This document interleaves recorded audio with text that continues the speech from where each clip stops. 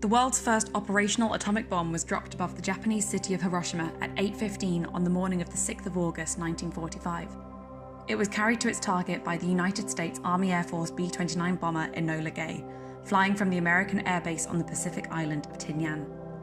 Nicknamed Little Boy, the bomb exploded with the equivalent force of over 12 kilotons of TNT. Around 5 square miles of the city was reduced to ashes, with over 60% of the total building stock destroyed. Within 4 days of the blast, some 120,000 civilian inhabitants had died, many of them having been instantly vaporized by the explosion. 3 days later, at around 11 a.m. on the 9th of August, another B-29 bomber from the Tinian Air Base dropped the second operational atomic bomb on the city of Nagasaki. This one was nicknamed Fat Man and had a similar impact to the Hiroshima bomb. Approximately 2.5 square miles of the city were laid waste, and over 70,000 people were killed as an immediate result of the blast. What had led to the fateful decision to deploy these new weapons of mass destruction? So the war in Europe had ended in May 1945 with the death of Adolf Hitler in the Berlin bunker and the subsequent unconditional surrender of Germany and her remaining European allies. This had been made possible by the Normandy landings of June 1944 and the ensuing campaign to push German forces back to the Rhine and beyond. Combined with the unstoppable advance of the Red Army on the Eastern Front, this effectively crushed the German forces between two gigantic Allied steamrollers. But the war in the Far East against Japan continued. Considerable American, British, and Commonwealth land, naval, and air forces were committed to a war of attrition over a vast area. Japanese forces fought with fanaticism and with little regard for casualties on either side. Before the advent of the atomic bomb in July 1945, the United States and her allies were planning for a conventional military defeat of Japan, as they had done previously for Germany with Operation Overlord.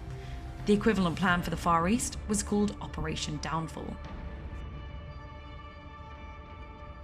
Downfall was designed to overrun the Japanese home islands and bring about the desired unconditional surrender.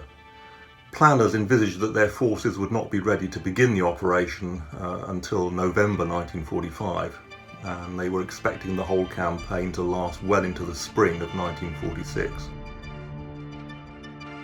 Had it taken place, Downfall would have been the largest military operation of its kind in history, putting even Overlord into the shade.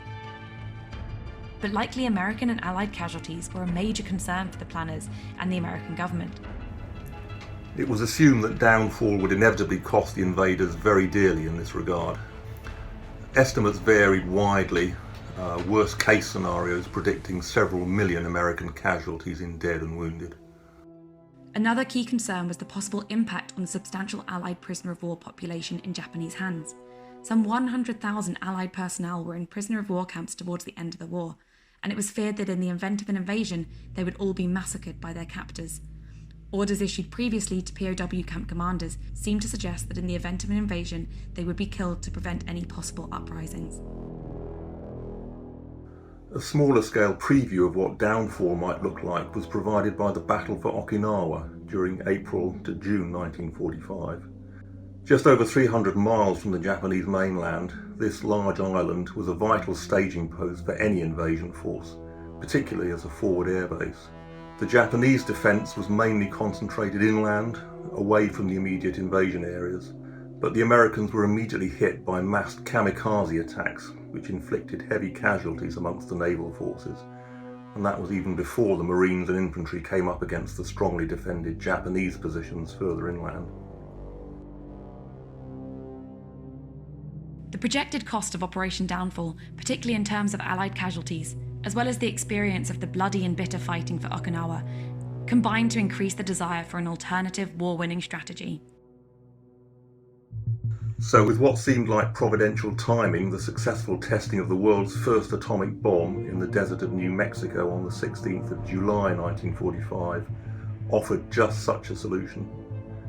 This had been the result of several years of American-led research and development, codenamed the Manhattan Project, partly motivated by the need to respond to Nazi Germany's own wartime atomic bomb project, although this was later known to have been much less further developed than the Americans had assumed.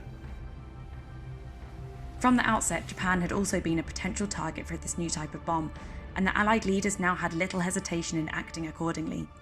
The declaration they issued at the conclusion of the Potsdam Conference threatened Japan with prompt and utter destruction if she did not accept unconditional surrender.